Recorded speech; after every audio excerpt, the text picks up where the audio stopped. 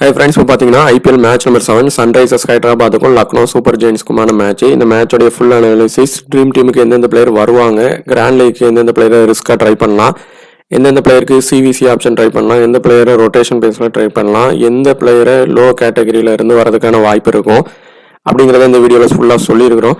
So வீடியோவை skip பண்ணாமல் பாருங்கள், பார்க்குறவங்க ஒரு ஷேர் பண்ணுங்கள்.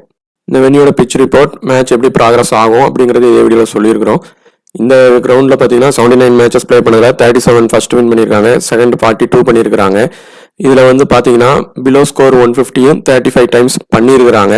ஸோ கம்ப்ளீட் பேட்டிங்க்கு தான் போகும் அப்படிங்கிறது தான் இப்போ இந்த ஐபிஎல்ல தொடர்ச்சியாக நடக்குது. அதுக்கு தக்கனமான பிச்சப் பண்ணியிருக்கிறாங்க. ஆனால் பார்த்தீங்கன்னா பவுலிங் டாமினேட்டை வச்சு பண்ணுறதா இருந்தால் கண்டிப்பாக அதுவும் நடக்கவும் வாய்ப்பு இருக்கும். ஸோ எல்லாரும் பேட்டிங் பக்கம் போகிறப்போ ஒரு டீமாவது பவுலிங்க்கு சப்போர்ட் பண்ணுற மாதிரி, இல்லை ஒன் சைடு டீமுக்கு, ரெண்டு டீமுக்கும் அப்படி ஒன் சைடு டீம் மாதிரி ஒரு ப்ரைவேட் கான்டெஸ்ட்லையோ இல்லை ஒரு மினி லீக்லையோ ஜாயின் பண்ணி பாருங்கள். ஆவரேஜ் ஸ்கோர் 180 வர வாய்ப்பும் இருக்குது. ஹை ஸ்கோர் பார்த்தீங்கன்னா 286க்கு 6 விக்கெட் போயிருக்கு. லோ ஸ்கோர் பார்த்தீங்கன்னா 80க்கு ஆல் அவுட் ஆயிருக்காங்க. இங்கே நடந்த ரீசன்ட் 4 மேட்சஸில் பார்த்தீங்கன்னா 3 மேட்சஸ் 200க்கு மேலே அடிச்சிருக்காங்க. ஒன்று பார்த்தீங்கன்னா லக்னோ 165 அடிச்சிருக்காங்க, சன்ரைசர்ஸ் 167 விக்கெட் ஃபாலே இல்லாமல் சேஸ் ஆகிருக்கிறாங்க. ஸோ இது பிச்சு ஃப்ளாட்டாக தான் இருக்குன்னா கண்டினியூ ஆக வாய்ப்பு இருக்கும். இது ஏதாவது ஒரு டீம் நல்லா டாமினேட் பண்ணுறாங்க, சன்ரைசர்ஸோ இல்லை நம்ம லக்னோ சூப்பர் ஜெயின்ஸோ அவங்க டாமினேட் பண்ணுறாங்க அப்படின்னா பவுலிங் பக்கம் போகிறதுக்கும் வாய்ப்பு இருக்கும். ஆனால் டாமினன்ட் நடந்தால் மட்டும்தான் பவுலிங் பக்கம் பிளேயர்ஸ் நிறைய வர வாய்ப்பு இருக்கும். இல்லை அப்படின்னா பேட்டிங்கில் தான் பிளேயர்ஸ் வழக்கம் போல் நிறைய வருவாங்க. ஸோ ஒரு டீமாவது பவுலிங்குக்கு சப்போர்ட் பண்ணுற மாதிரி போடுங்க. பவுலிங்கில் தான் லோ பிக் நிறைய இருக்குது. ஸோ பவுலிங் பக்கம் வர்றதுக்கும் வாய்ப்பு இருக்கலாம். இவங்களுக்கு ஹெட் டு ஹெட் மேட்சஸ் பார்த்தீங்கன்னா லக்னோ தான் 3 மேட்சஸ் வின் பண்ணியிருக்கிறாங்க, சன்ரைசர்ஸ் பார்த்தீங்கன்னா 1 தான் வின் பண்ணியிருக்கிறாங்க. அதே மாதிரி வென்யூவில் பார்த்தீங்கன்னா சன்ரைசர்ஸ் 1 ப்ளே பண்ணி 1 வின் பண்ணிட்டாங்க. லக்னோவும் பார்த்தீங்கன்னா 1 ப்ளே பண்ணி 1 இங்கே வின் பண்ணியிருக்கிறாங்க. ஸோ ஈக்குவலாகவே எங்கள் டீம் போடுங்க. சன்ரைசர்ஸ்க்கு மட்டுமே சப்போர்ட் பண்ணி போடணுங்கிறது கட்டாயம் கிடையாது. ரெண்டு டீமுக்குமே ஈக்குவலான பேட்டிங் பலமும் இருக்குது. ஆனால் ரெண்டு பவுலிங் பலம் பார்க்கும்போது லக்னோவுக்கு கம்மியாக இருக்கிறது சன்ரைசர்ஸுக்கு கொஞ்சம் அவங்களுக்கு நல்ல ஒரு அட்வான்டேஜாக இருக்குது. இங்கே நடந்த ரீசெண்டாக 8 மேட்சஸில் பார்த்தீங்கன்னா ஸ்பின்னர்ஸ் 21 விக்கெட்டும் ஃபேஸர்ஸ் 58 விக்கெட் எடுத்துருக்காங்க. ஃபர்ஸ்ட் இன்னிங்ஸ் ஸ்பின்னர் 5ம், செகண்ட் இன்னிங்ஸில் தான் ஸ்பின்னர் 16 விக்கெட் எடுத்துருக்காங்க. அதே மாதிரி ஃபேஸ் பவுலர்ஸ் ஃபர்ஸ்ட் இன்னிங்ஸில் 31ம், செகண்ட் இன்னிங்ஸில் 27 விக்கெட்ஸ் இங்கே எடுத்திருக்காங்க. சன்ரைசர்ஸோடைய பாசிபிள் பிளேயிங் 11 பார்த்தீங்கன்னா ட்ரேவிஸ் ஹெட், அதே மாதிரி சாம்பா இம்பாக்டாக வரலாம், அபிஷேக் சர்மா, இஷான் கிஷன், என் குமார், அதே மாதிரி பார்த்தீங்கன்னா Klaasen, Ankit Verma, Abhinav Manohar, Pat Cummins, Harshal Patel, Mohammed Shami, Samraj Singh வரதுக்கும் வாய்ப்பு இருக்கு. மேக்ஸிமம் வின் ஆகிட்டு வரதுனால இதே லைனப்பில் போகலாம், இல்லை ஏதாவது ஒன்று சேஞ்சஸ் மட்டும் பண்ணுவாங்க. எல்எஸ்ஜியோட பாசிபிள் பிளேன்னு பார்த்தீங்கன்னா மிச்சல் மார்ஷு, அது அவருக்கு இம்பாக்டாக சித்தார்த் வருவார், Aiden Markram, Nicholas Pooran, Rishabh Pant, David Miller, Ayush Badoni, Shahbaz Ahmed, Shardul Thakur, Ravi Bishnoi, அப்புறம் பார்த்தீங்கன்னா திவிகேஷ் சிங், அப்புறம் ஆவேஷ் கான். இதில் ஆவேஷ் கான் இவங்களுக்கு எதிராக நல்லா பவுலிங் போட்டிருக்கிறாரு. அதே மாதிரி ஏதாவது பவுலிங்குக்கு ஏதாவது 1 or 2 சேஞ்ச் பண்ணவும் வாய்ப்பு இருக்குது. இப்போ எஸ்ஆர்ஹெச்சுக்கும் எல்எஃப்ஜிக்குமான மேட்சுக்கு முன்னாடி நம்ம லாஸ்ட்டாக நடந்த பஞ்சாபுக்கும் ஜிடிக்குமான மேட்சோடைய ட்ரீம் டீம் எந்த மாதிரி அமைஞ்சிருக்கு அப்படின்னு ஒரு சின்ன ரிவ்யூ மாதிரி பார்க்கலாம். பிளேயரோட அனாலிசிஸ் எல்லா மேட்சுக்கும் தனிப்பட்ட முறையில் பாருங்கள். வென்யூ ப்ராக்ரஸ் பார்த்துட்டு அதில் என்னென்ன பிளேயர் செட் ஆகணும், கேட்டகரி வைஸ் எப்படி பிரிக்கலாம்னு பார்த்துட்டு அதுக்கப்புறம் பிளேயரை எடுங்க. இதில் ஃபஸ்ட்டு நம்ம முதல்ல சொல்லியிருந்தோம், சிவிசி ஆப்ஷனில் ஸ்ரேயாஸ் ஐயரும் சுதர்ஷனும் இருக்கிறாங்க, அவங்கள ட்ரை பண்ணுங்கன்னு சொல்லியிருந்தோம். அந்த ப்ரைம் இதில் கூட மென்ஷன் பண்ணி மெயினாக சொல்லியிருந்தோம். அந்த மாதிரி தான் வந்திருந்தாங்க. அது மாதிரி Sushant Singh dream team option இருக்குதுன்னு சொல்லியிருந்தோம். அதே மாதிரி பட்லர், கில், ரஷீத் கானில் கண்டிப்பாக 2 பேர் வருவாங்க, ஒருத்தங்க ஃபெயிலியர் ஆயிடுவாங்கன்னு சொல்லியிருந்தோம். அதே மாதிரி பார்த்திங்கன்னா கில், பட்லர் வந்துட்டாங்க. பேட்டிங் பிச்சுக்கு சப்போர்ட் ஆகிறதுனால அவர் வந்துட்டார். இல்லைனா அந்த இடத்துல ஒருத்தங்க ஃபெயிலியர் ஆகி ரஷீத் கான் தான் அங்கே வந்திருப்பார். இவர் ருத்தர்ஃபோர்ட் பொறுத்தவரை அவர் ஒரு நல்ல ஒரு இம்பேக்டாக வந்து நல்ல ஒரு ஸ்கோர் பண்ணிட்டு போயிட்டார். அதே மாதிரி இவருடைய ரீசன்ட் ஃபார்ம் நல்லா இருந்திருக்கு. ஸோ இந்த இதிலே பார்த்தீங்கன்னா 3 லோ பிக் இந்த இடத்துலையே வந்துட்டாங்க. அதே மாதிரி ஏசிங் ரஷீத் கானில் ஒருத்தவங்க வருவாங்க, ஒருத்தவங்க ஃபெயிலியர் ஆவாங்கன்னு சொல்லியிருந்தோம். அதே மாதிரி ஏசிங் வந்துட்டாங்க. இந்த ஸ்டாய்னஸ் அண்ட் ஜான்சனில் தான் ஒருத்தவங்க வருவாங்கன்னு நினச்சிருந்தோம். ஆனால் பார்த்தீங்கன்னா 2 பேருமே வந்துட்டாங்க. ஒமர்சாய் அந்த இடத்துல ஃபெயிலியர் ஆகிட்டார். அது மாதிரி ஒரு லோ பிக் பவுலர் 50க்கு பிலோவில் உள்ள ஒரு பவுலர் கண்டிப்பாக ட்ரீம் டீமில் வருவாங்க. அதை கரெக்டாக பிக் பண்ணணும் அப்படின்னு சொல்லியிருந்தோம். கடைசி பார்த்தீங்கன்னா அதில் சாய் கிஷோர் வந்துட்டார். ஸோ ட்ரீம் டீம் ஆனது இந்த மாதிரி தான் அமையும். ஸோ பவுலிங்க்கு ஃபேவராக இருந்துச்சுன்னா அந்த லோ பிக் மேக்ஸிமம் பவுலிங்கில் வரும். பிளேயர்ஸும் பார்த்தீங்கன்னா பவுலிங் பக்கம் வருவாங்க. பேலன்ஸ் பிச்சாக இருந்துச்சுன்னா ஆல்ரவுண்டர் பக்கம் இன்னும் கொஞ்சம் கூட வரதுக்கும் வாய்ப்பு இருக்கும். இப்போ எஸ்ஆர்ஹெச்சுக்கும் எல்எஸ்ஜிக்குமான மேட்ச்சு. இந்த மேட்சோடைய பிச் ரிப்போர்ட் எல்லாருக்குமே இது பண்ணி வச்சுருப்பீங்க. ஃபாஸ்ட்டு பவுலர்ஸுக்கும் அதே மாதிரி பேட்டருக்கு நல்ல ரொம்ப சப்போர்ட் ஆகிற மாதிரி தான் வந்திருக்கு. அதே மாதிரி தான் ஸ்கோர் இதுவும் ரீசெண்டாக போயிட்டு இருந்திருக்கு. இப்போ இதில் வந்து பார்த்திங்கன்னா பவுலர் எல்லாருமே பார்த்திங்கன்னா லோ பிக்கில் தான் இருக்காங்க. இது ஒன் சைடாக மாறுது, ஏதாவது ஒரு ஒன் சைடு டீமாக போகுது அப்படின்னா பவுலரினில் கூட நிறைய பேர் உள்ளே வருவாங்க, லோ பிக்காக வரலாம். அப்படி இல்லை 2 பக்கமும் பேட்டிங் கிளாஸ் தான் ஆகுதுன்னா தான் பவுலரில் மேக்ஸிமம் 2 இல்லைன்னா 3 இதுக்கு மேலே வரமாட்டாங்க. ஸோ இப்போ இந்த பிச்சு ரிப்போர்ட் வந்து பேட்டினுக்கும் அதே நேரத்தில் ஃபாஸ்ட் பவுலருக்கு சப்போர்ட் ஆகுது. ஸ்பின்னர்ஸில் எந்த ஸ்பின்னர் பாலை மெதுவாக போடுறாங்களோ அவங்களுக்கு விக்கெட் ஆனது கண்டிப்பாக கிடைக்கும்.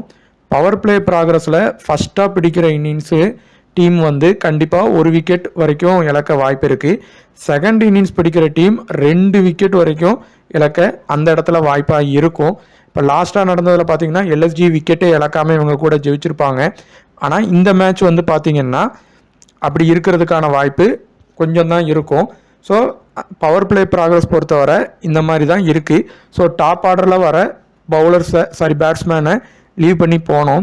அதே மாதிரி இந்த பிச்சு பார்த்திங்கன்னா பேட்டிங்கில் லெஃப்ட் ஹேண்ட் பேட்ஸ்மேனுக்கு நல்ல சப்போர்ட் ஆகுது. ரெக்கார்டு எடுத்து பார்த்திங்கன்னா அது கண்டிப்பாக தெரியும். செகண்ட் இன்னிங்ஸாக இருந்தால் கொஞ்சம் மிடில் ஆர்டரில் வர பேட்ஸ்மேனும், ஃபஸ்ட் இன்னிங்ஸாக இருந்தால் டாப் ஆர்டரில் வர பேட்ஸ்மேனுக்கும் சப்போர்ட் ஆகுது. அதே மாதிரி அந்த கண்டிஷனில் வச்சு பிளேயரை நீங்கள் எடுக்கலாம். அட்லீஸ்ட் ட்ரீம் டீம் பிக்லையாவது அவங்கள ட்ரை பண்ணலாம். இப்போது high percentage captain, high percentage வந்து வைஸ் கேப்டன் பார்த்தீங்கன்னா பேட்டின்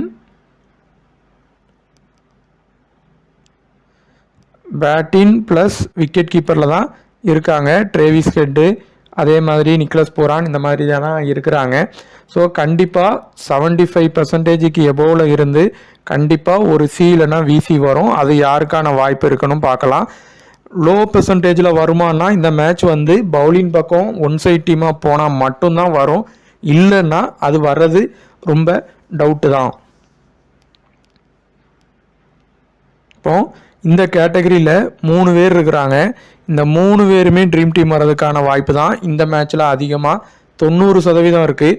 அப்படி ஒரு வேளை ஃபெயிலியர் ஆகுறாங்கன்னா ட்ரேவிஸ் ஹெட் வேணால் மேபி நீங்கள் ரிஸ்க் எடுக்கிறீங்க ஜிஎலுக்கு அப்படின்னா வேணால் ட்ரை பண்ணலாம். இல்லை அப்படின்னா கண்டிப்பாக அந்த இடத்துல 3 பேர் ட்ரீம் டீம் வர்றதுக்கான வாய்ப்பு ஆயிரும். அதில் இந்த மேட்ச்சு ரிஷப் பண்ணிட்டு ட்ரீம் டீமாவது வந்துடுவார். அதுக்கு அடுத்து விசி அளவுக்கு வர்றதுக்கான வாய்ப்பு சின்னதாக இருக்குது. கிளாஸன் பொறுத்தவரை ஃபஸ்ட் இன்னிங்ஸ் பண்ணாருன்னா ஒரு விசி அளவுக்கு வரலாம். அதே மாதிரி பார்த்தீங்கன்னா நல்ல ஸ்கோர் பண்ணிடுவார். இதே செகண்ட் இன்னிங்ஸ் பண்ணாருன்னா ஒரு ட்ரீம் டீமாவது வருவார். ஸோ இவங்க 2 பேரும் ட்ரீம் டீம் ஆப்ஷனில் இருக்காங்க. ஹெட்டை பொறுத்தவரை நீங்கள் ஜிஎலுக்கு ரிஸ்க் எடுக்கிறீங்கன்னா எடுங்க. இல்லை அப்படின்னா ஸ்மால் லீக் ட்ரை பண்ணுறவங்க 3 பேரும் இந்த இடத்துல இருந்து கண்டிப்பாக வருவாங்க. இப்போ இந்த பிச்சை பொறுத்தவரை ஒன்று நிக்லஸ் பூரான் வந்து நல்லா விளையாட வாய்ப்பாக இருக்கும். இல்லை இஷான் கிஷன், இந்த 2 பேரில் யாராவது ஒருத்தங்க ஃபெயிலியர் ஆகிறதுக்கும் இந்த மேட்ச் வாய்ப்பு இருக்கும்.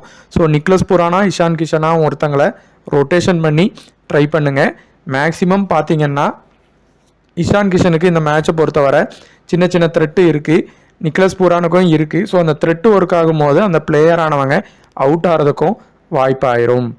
அதே மாதிரி பார்த்தீங்கன்னா அபிஷேக் சர்மா பொறுத்தவரை அவர் ஒரு ஹிட்டு இல்லைனா ஃப்ளாப்பு அந்த மாதிரி பிளேயர் தான். ட்ரேவிஸ் ஹெட், அபிஷேக் சர்மாவில் யாரையாவது ஒருத்தங்களை ட்ரை பண்ணுங்கள், ஒருத்தங்களை லீவ் பண்ணிக்கலாம். அடுத்து பார்த்தீங்கன்னா முகமது ஷமி, கமின்ஸில் யாராவது ஒருத்தங்களை ட்ரை பண்ணுங்கள். பிளேயருடைய த்ரெட்டு அதிகமாக முகமது ஷமிக்கு இருக்கிறதுனால இந்த மேட்ச் முகமது ஷமியவே பெட்டராக ட்ரை பண்ணலாம். ஸோ இந்த கேட்டகரியிலேருந்து கண்டிப்பாக 2 பேர் ட்ரீம் டீம் உறுதியாக வருவாங்க.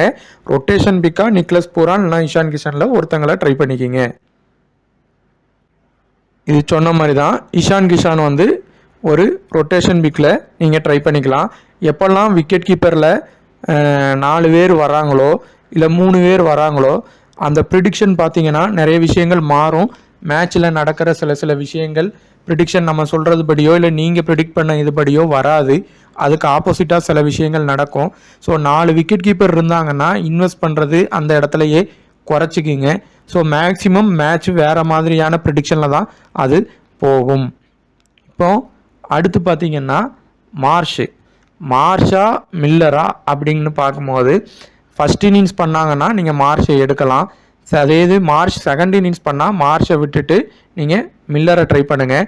ஆனால் இந்த 2 பேர்லேருந்து யாராவது ஒருத்தங்க தான் வருவாங்க, ஒருத்தங்க ஃபெயிலியர் ஆகிறதுக்கு தான் இந்த மேட்சை பொறுத்தவரை வாய்ப்பானது இருக்குது. அதே மாதிரி பார்த்தீங்கன்னா நிதிஷ் ரெட்டி மார்க்கத்தில் ஃபஸ்ட்டு மார்க்கம் தான் இந்த மேட்ச் ட்ரீம் டீம் வர்றதுக்கான வாய்ப்பு இருக்குது. 2வது நீங்கள் நிதிஷ் ரெட்டியை ரொட்டேஷன் பேஸில் ட்ரை பண்ணலாம். அதே மாதிரி கண்டிப்பாக ஹர்ஷல் பட்டேல், பிஸ்னாயில் ஒரு ட்ரீம் டீம் உறுதியாக வரும். வென்யூ ப்ராக்ரஸ் படி போச்சிங்கன்னா ஹர்ஷல் பட்டேல் தான் நல்லா பண்ணியிருக்கிறாங்க போத் இன்னிங்ஸும். நீங்கள் பிஸ்னாய் இந்த இதில் ஃபாஸ்ட்டாக போடாமல் பாலை ஸ்லோ டெலிவரியில் போட்டு விக்கெட் எடுக்க ட்ரை பண்ணார்னா அந்த இடத்துல 2 பேருமே வர வாய்ப்பாயிரும். ஸோ 50க்கு பிலோவில் இருக்கிற பிளேயரில் ஹர்ஷல் பட்டேல், பிஸ்னாயில் கண்டிப்பாக ஒருத்தங்க இந்த இடத்துல வருவாங்க. அது 2 பேராக கூட வர வாய்ப்பாக இருக்கும்.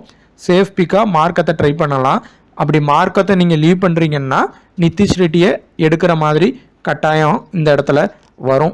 ஸோ இதில் ஒன்று, இந்த 2 பேர்லேருந்து ஒன்று, இந்த 2 பேர்லேருந்து ஒன்று. ஸோ இதில் இருந்து பார்த்தீங்கன்னா கண்டிப்பாக 3 to 4 பேர் ட்ரீம் டீம் உறுதியாக வருவாங்க.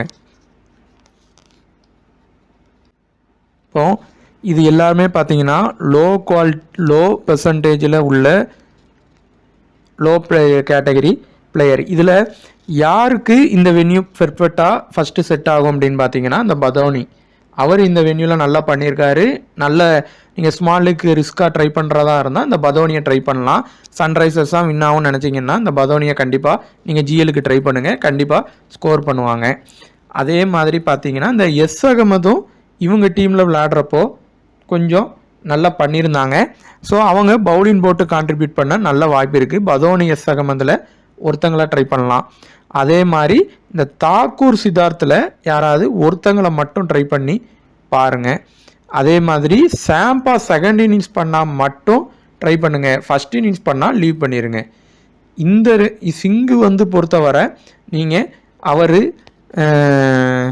பெட்டர், அவருக்கு பதிலாக இந்த மேட்ச் சித்தார்த்தை ட்ரை பண்ணி பாருங்கள். ஸோ மேக்ஸிமம் இந்த இடத்துல இருந்து 3 பேர் to 2 பேர் உறுதியாக ட்ரீம் டீம் வருவாங்க.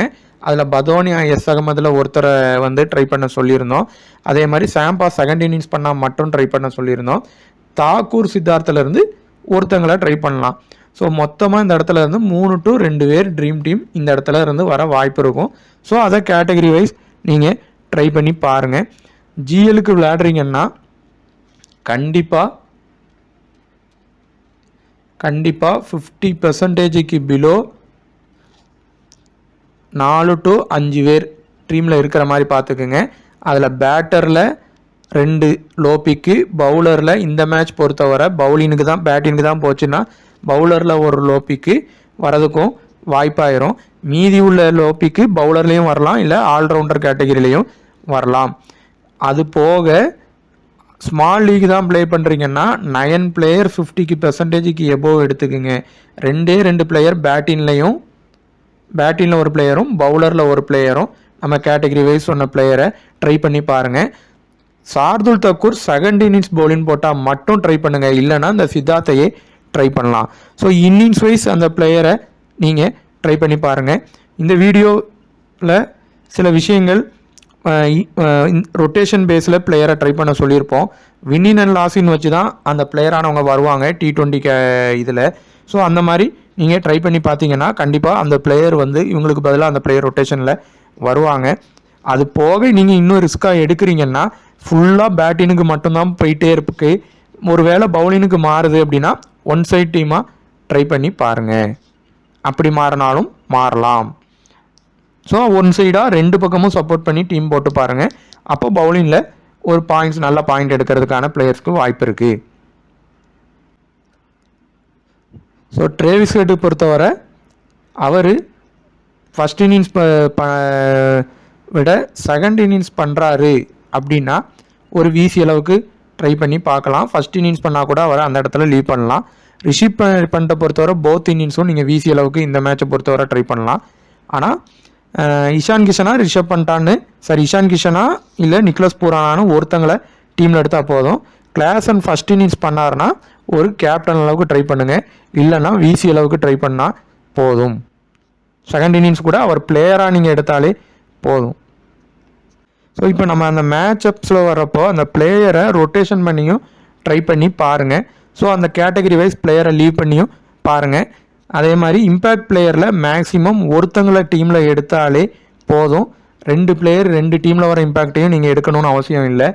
ஒருத்தங்க தான் மேக்ஸிமம் வருவாங்க. அதனால் ஒருத்தங்களை நீங்கள் தேர்ந்தெடுத்தாலே போதுமானது. இந்த வீடியோ பார்த்துட்டு இருக்கிறவங்க ஏதாவது ஒரு விஷயம் உங்களுக்கு பயனாக இருந்தால் கண்டிப்பாக ஷேர் பண்ணி சப்போர்ட் பண்ணுங்கள். டெலிகிராமில் ஜாயின் பண்ணாலும் ஜாயின் பண்ணிக்கிடுங்க. தேங்க்யூ.